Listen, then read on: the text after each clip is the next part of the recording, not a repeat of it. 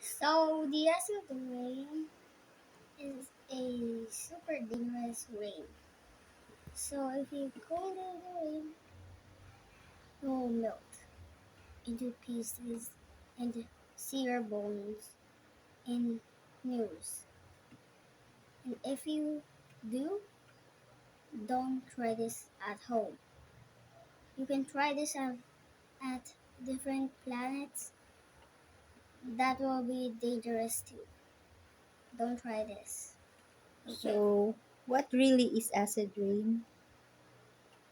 So the acid rain is a dangerous thing in the entire universe of lava and the water and everything you know about.